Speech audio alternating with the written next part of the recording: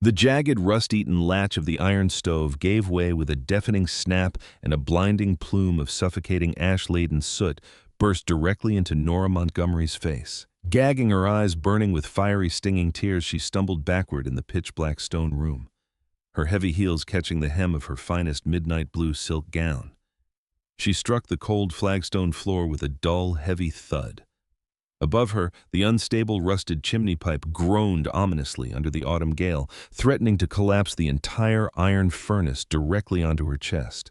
Trapped in the freezing darkness of an abandoned hearth smelling of acrid smoke and ancient decay, 20-year-old Nora realized that if she could not light this fire, the bitter mountain night would claim her life before dawn even arrived. Gasping for air, Nora pushed herself up onto her hands and knees. Her palms burned where the rough frozen stone had scraped against her soft skin. She sat back on her heels, wiping a mixture of soot and tears from her round cheeks with the back of her hand, leaving dark smudged streaks across her fair face. The ice-cold air seeped through the cracks in the dilapidated stone walls of the old kitchen, settling like a heavy wool blanket over her trembling frame. Just 2 weeks ago, life had been an entirely different tapestry. In her family's grand home in Richmond, Virginia, the air had smelled of sweet orange blossom oil, roasted meats, and polished mahogany.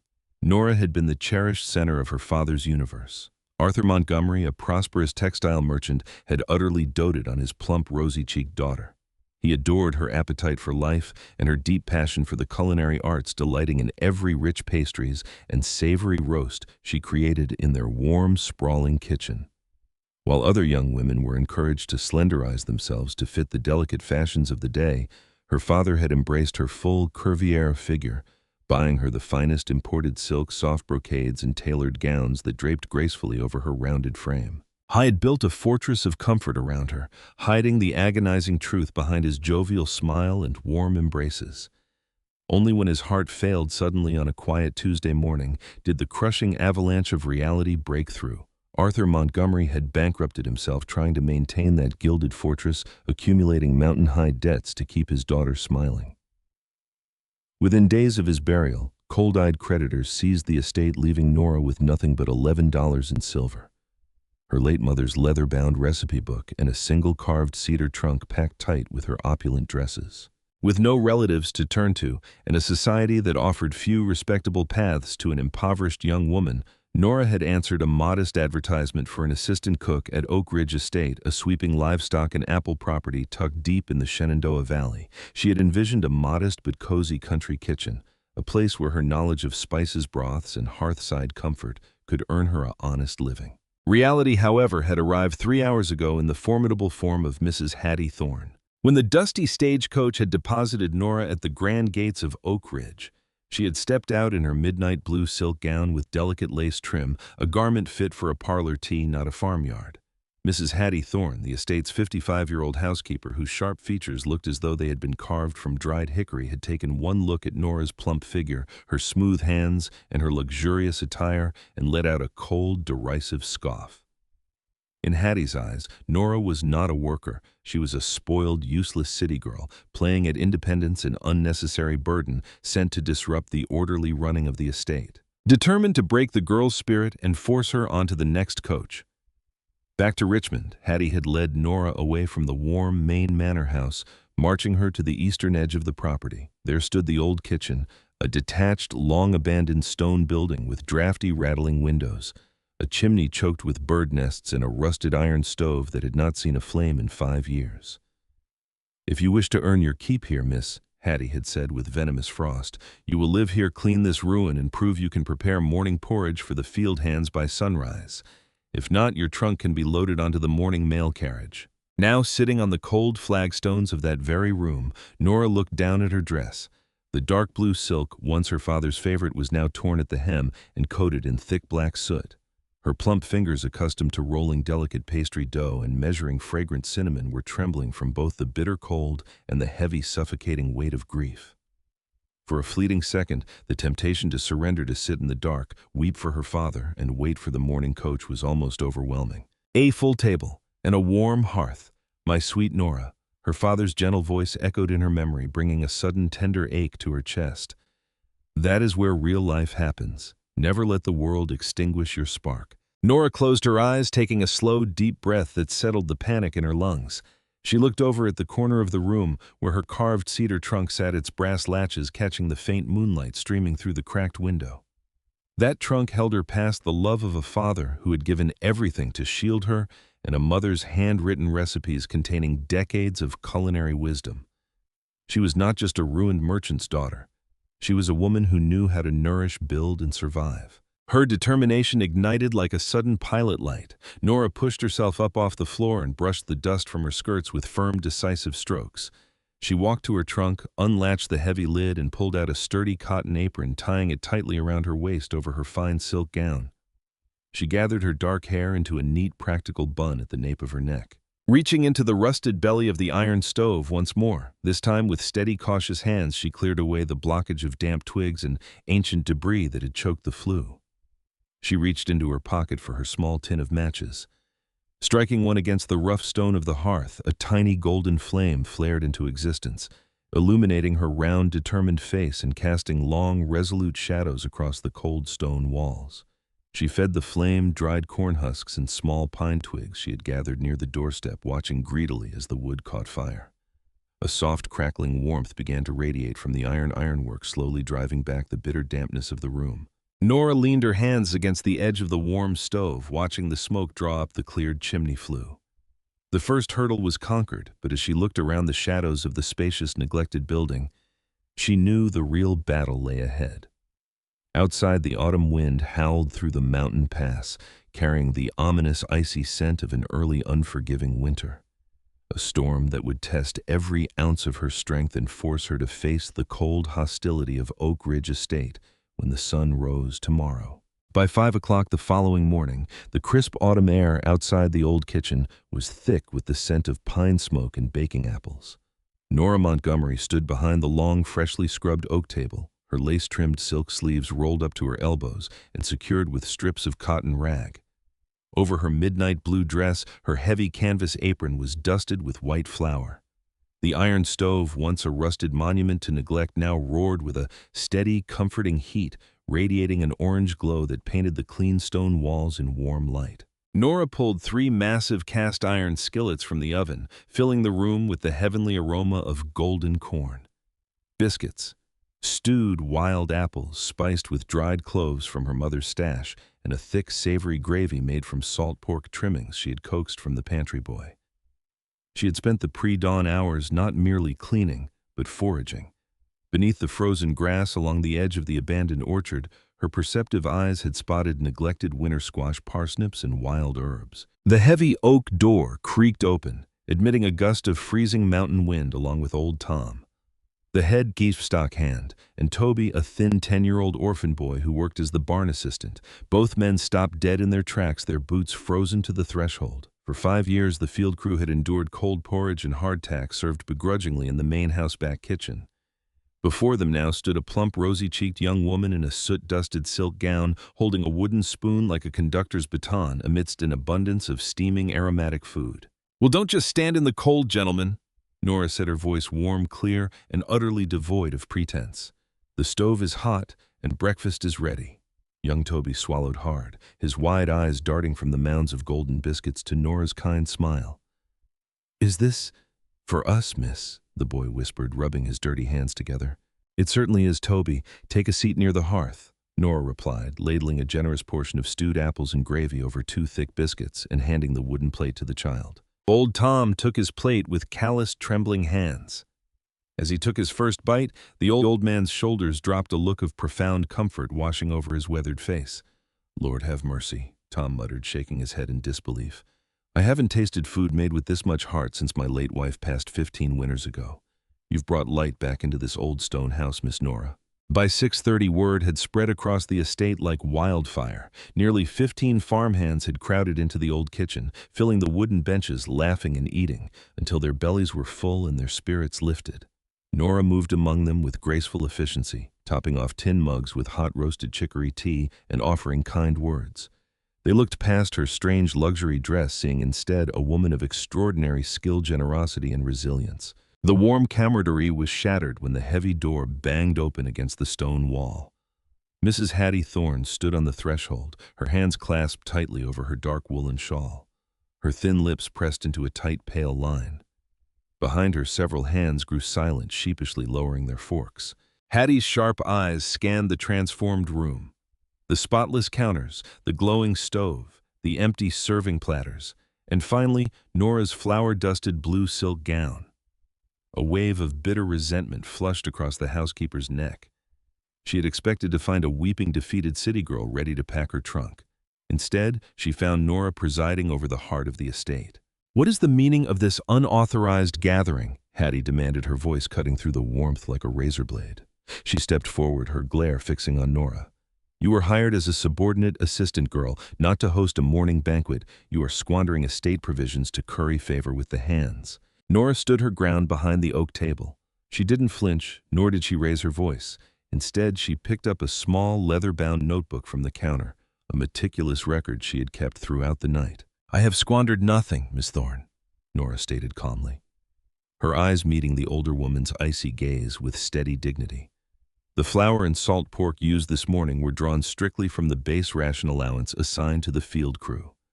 The apples, herbs, and root vegetables were gathered by my own hands from the neglected South Orchard border food that would have rotted under the coming snow. Furthermore, by utilizing the old kitchen's stone chimney, we consumed half the firewood required to heat the main dining hall." Hattie snapped her mouth shut, caught off guard by the young woman's precise figures and unyielding composure. She snatched the notebook from Nora's hand, scanning the neat, elegant handwriting. Finding no logical flaw in the accounting, Hattie's anger only deepened into a personal vendetta. "You think you are very clever, Miss Montgomery?" Hattie hissed, dropping the book back onto the table. "You play at being the generous mistress in your fancy silk rags, but winter in the Shenandoah Valley does not care for cleverness or fine dresses. Which is precisely why you should review your winter inventory, Mrs. Thorne," Nora replied softly, stepping closer so only Hattie could hear. "While foraging yesterday, I observed the cattle growing unusually thick undercoats and the wild geese flying south 3 weeks earlier than common. A severe freeze is coming. Yet according to the pantry ledgers, your winter supply orders rely entirely on weekly wagon shipments from the valley town." Hattie stiffened her eyes, widening slightly in surprise before hardening into pure stone. "I have managed the pantry of Oak Ridge for 12 years. I do not need lessons on weather from a ruined merchant's daughter. Mind your place, or you will be on the road before the first frost." Without another word, Hattie turned on her heel and swept out into the cold, slamming the heavy door behind her. The room remained quiet for a moment until old Tom spat into the hearth fire. "Don't mind her, Miss Nora," the old hand said quietly. "She's afraid because you see what she's chosen to ignore. She's been running this place on fumes and pride ever since Mr. Pendleton withdrew from the world." Nora looked out the small, clean window pane. High above the ridge, heavy, bruised purple storm clouds were gathering over the jagged mountain peaks, blocking out the morning sun. She knew Hattie's pride would soon cost the estate dearly. The first snow was not weeks away, it was hours away. And as the wind began to howl through the valley timber, Nora realized that the cold hearth she had conquered last night was merely the opening skirmish of a much greater fight for survival. The sky over the Shenandoah Valley turned the color of bruised iron by late afternoon, and by nightfall, the predicted tempest unleashed its full fury. A howling gale screamed down through the mountain passes, driving a wall of blinding frozen snow that buried Oak Ridge Estate under 4 feet of drifts within hours. The mountain roads were completely blocked, severing all contact with the valley town. Inside the old kitchen, the stone walls held firm against the roaring squall, the iron stove glowing bright red as it hummed with radiant heat. Nora Montgomery stood at the wooden counter, her silk skirt protected by her canvas apron, carefully stirring a large kettle of savory beef bone broth infused with dried rosemary and sweet garlic. The heavy timber door rattled violently before bursting open, bringing a swirl of screaming wind, powdery snow, and a tall, brooding figure wrapped in an ice-encrusted wool cloak. Arthur Pendleton, the 38-year-old owner of Oak Ridge, stepped into the room, shaking snow from his dark hair. For 2 years since the tragic fever that had taken his wife and young daughter in a single week, Arthur had lived like a ghost in the main manor, letting Hattie Thorne run the estate while he retreated into suffocating grief. But the sheer violence of the blizzard had forced him out to inspect his property's survival readiness. Arthur stopped in the doorway, his storm-gray eyes widening as he took in the scene. He had expected to find an abandoned freezing stone storehouse. Instead, he walked into a sanctuary of golden light, intense warmth, and the rich, comforting aroma of simmering meats and fresh yeast bread. His gaze settled on Nora, her round, expressive face flushed from the stove's heat, her dark hair neatly pinned her midnight blue silk gown, visible beneath her dusty apron. "Who are you?" Arthur asked, his voice gravelly from long disuse, carrying the commanding weight of a master who had long neglected his domain. "Nora Montgomery, sir, the new assistant cook," she replied, curtsying with quiet, unhurried grace. "I was assigned to the old kitchen by Mrs. Thorne." Arthur stepped closer to the stove, his eyes falling upon the neat leather ledger resting on the oak table. He picked it up, flipping through pages of crisp, elegant handwriting that detailed every bushel of preserved root vegetables, every pound of salted fatback, and a precise map of wild food stores foraged before the snow fell. Beneath her note said a clear, unmistakable warning: weekly supply wagons will fail by November 20th. Emergency preservation required immediately. "You wrote this?" Arthur asked, looking up from the pages, his dark brows furrowing. "You foresaw the road closure. The signs in nature were clear, Mr. Pendleton," Nora said softly, ladling a mug of steaming cider spiced with dried clove into his freezing hands. "Your livestock hands are well fed and warm, sir. The supplies I gathered will sustain the entire crew for 3 weeks without touching the main house reserves." Arthur stared at the mug in his hands, then at Nora. For the first time in 2 years, the icy numbness in his chest cracked. The hot cider tasted exactly like the spiced brews his late wife used to make during the first snows of winter. A taste he thought had vanished forever. He looked at Nora not as an employee, but as a remarkable force of life who had silently saved his estate from a catastrophic famine while he had been buried in his own sorrow. Before Arthur could speak further, the door burst open again. Old Tom tumbled into the room, his face pale with terror. "Mr. Pendleton, Miss Nora, it's little Toby. The boy caught the lung fever in the drafty barn bunkhouse. His chest is rattling like dry leaves and his skin is burning like coal." Without a second's hesitation, Nora grabbed a heavy wool shawl from her cedar trunk, wrapped it over her shoulders, and gathered a basket filled with dried willow bark, honey mustard plasters, and a jar of hot bone broth. "Lead the way, Tom," she commanded, stepping straight out into the blinding white blizzard alongside Arthur. They fought their way through knee-deep drifts to the small, cold cabin behind the stables. Young Toby lay shivering violently on a narrow cot, his face flushed red, gasping for shallow bits of air. While Arthur helped hold the frightened boy, Nora went to work with calm, motherly efficiency. She applied warm mustard compresses to his chest to clear his lungs, fed him small spoonfuls of willow bark tea to break the fever, and wrapped him in her own thick woolen blankets.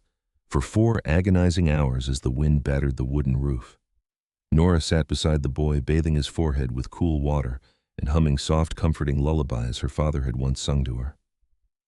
By 3 in the morning, Toby's heavy breathing softened, his fever broke, and he fell into a peaceful, healing sleep. Exhausted, Arthur sat back against the wooden wall, watching Nora gently smooth the hair from the sleeping boy's forehead. "You have a rare gift, Miss Montgomery," Arthur whispered, his voice thick with emotion. "You bring warmth to cold places." "Comfort is not a gift, Mr. Pendleton," Nora replied gently, looking up at him with her warm, dark eyes. "It is a choice we make for the people we care about. My father taught me that love is best measured by how well we shelter others from the storm." Suddenly, a bright, unnatural red glow illuminated the frosty cabin window, accompanied by frantic shouts from the barnyard. "Fire!" a voice screamed through the howling wind. "The secondary storage barn is burning." Arthur and Nora rushed out into the freezing night. High winds had knocked over a hanging lantern inside the timber barn, setting fire to dry straw near the critical seed grain and salt barrels. While the farm hands panicked, tossing small pails of snow onto the roaring blazes, Nora saw the true danger. If the salt barrels burned, the meat preservation for the entire spring would be ruined. Disregarding her fine silk dress, Nora drenched a heavy burlap sack in a rain barrel, wrapped it around her head and shoulders, and charged directly into the smoke-filled structure. Arthur yelled her name in horror, springing after her. Inside the suffocating heat, Nora used all her physical strength, her plump frame driving forward as she heaved a heavy 50-pound barrel of salt out through the flaming doorway into the snow. Arthur joined her, grabbing the second barrel and kicking away the burning beams just as a section of the wooden roof collapsed inward with a shower of golden sparks. They collapsed into the deep snow together, coughing and breathing in the freezing night air. Nora's midnight blue dress was charred at the hem, her face smeared with thick black soot, her hands raw and shaking.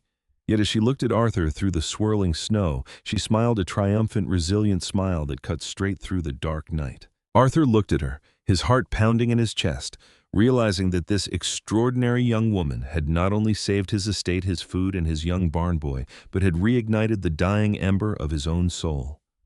But as the fire died down, Nora noticed Mrs. Hattie Thorne standing in the shadows of the yard, staring at the salvaged ledgers Nora had left on the kitchen table, ledgers that contained secrets Hattie had spent years trying to hide. As the gray dawn of spring broke over the Shenandoah Valley, 4 months later, the melting snow revealed green shoots pushing through the fertile soil of Oak Ridge Estate. The bitter winter that had paralyzed neighboring properties had passed over Oak Ridge like a test met and conquered.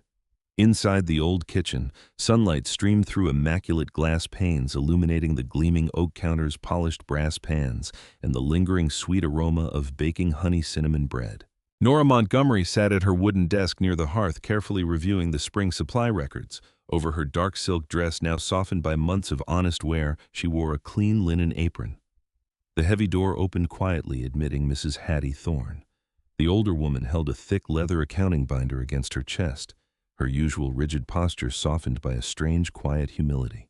During the dark weeks following the blizzard, as Nora had systematically audited the estate's historical ledgers, she had uncovered discrepancies dating back 3 years, inflated vendor receipts, and missing funds. But instead of exposing Hattie to Arthur Pendleton out of malice, Nora had confronted the housekeeper privately. She had discovered the heartbreaking truth: Hattie had secretly diverted small sums of money to support her widowed sister's starving children in Richmond. Rather than destroying the woman, Nora had helped Hattie organize a transparent repayment plan, offering her grace where Hattie had once offered hostility. The flower inventory for the spring planting crew is balanced. Miss Montgomery, Hattie said softly, placing the binder on the desk. She hesitated, looking down at Nora's work-roughened, confident hands. I wish to thank you again, Nora, for not throwing me to the cold when you had every right to do so. Nora offered a gentle, reassuring smile. We all fight battles others know nothing about, Hattie. You cared for this estate when it was drowning in sorrow. Now we build it up together. Hattie nodded, a rare, genuine warmth softening her sharp features before she quietly exited the sunlit kitchen, leaving the door slightly ajar to the fresh spring breeze. Moments later, the sound of firm footsteps echoed outside, and Arthur Pendleton stepped into the room. The dark, hollow shadow that had haunted his eyes for 2 years was gone, replaced by a clear, purposeful gaze. He wore his tailored riding coat, his hair neatly kept, looking every bit the proud master of a thriving estate. Behind him, young Toby ran past the window, healthy, laughing, and chasing a stray barn puppy, his lungs fully healed. "Good morning, Nora," Arthur said, his voice carrying a rich, resonant warmth that filled the stone room. "Good morning, Mr. Pendleton," she replied, rising from her chair. "The field hands have received their morning rations, and the orchard crew has begun pruning the south apple trees." Arthur walked slowly toward the long oak table, resting his hand on the polished wood. "I did not come to discuss the farm operations today, Nora. I came to speak about you." He reached into his coat pocket and withdrew a folded parchment sealed with red wax. "This arrived yesterday from the Valley Agricultural Board. Word of your winter preservation system and your ledger methods has spread across the county. They wish to publish your guide on household management and seasonal foresight for farms throughout Virginia." Nora's eyes widened in quiet surprise, her hand touching the collar of her silk gown. "My mother's recipes and my father's ledger methods, published." "You saved this estate, Nora," Arthur said, stepping closer, his storm-gray eyes shining with profound admiration and unspoken affection. "When you arrived here 4 months ago in your fine silk dress, carrying that carved cedar trunk, Hattie saw a fragile city girl. I saw a miracle. You brought life back to a dead house. You healed my crew. You saved my young barn boy, and you pulled me out of a dark grave of my own making." Arthur reached out his calloused fingers, gently taking Nora's hand. Her heart fluttered, a deep, sweet warmth spreading through her chest as she looked up into his face. "I know you came here out of necessity, fleeing the ruin of your father's estate," Arthur continued softly, his voice trembling slightly with emotion. "But Oak Ridge is no longer just a place of employment. It is a home that exists because of your heart, your strength, and your laughter. I do not want you to be my assistant cook, Nora. I am formally appointing you as the chief administrator of Oak Ridge Estate. And if you will have me, I ask that you stay by my side as my partner to build a future here together." Nora looked down at their joined hands, then back at Arthur. She thought of her father, Arthur Montgomery, who had loved her so fiercely that he had shielded her from every hardship until his final breath. She realized now that her father had not just given her luxury, he had given her the unconditional love that allowed her to stand tall in the coldest blizzards. Her journey had brought her from the gilded parlors of Richmond to the soot-stained hearth of the Shenandoah Valley, not as a victim of tragedy, but as a woman who had mastered her own destiny. "I would be honored to stay, Arthur," Nora whispered, her eyes shining with happy tears as a radiant smile transformed her round face. "Oak Ridge is my home."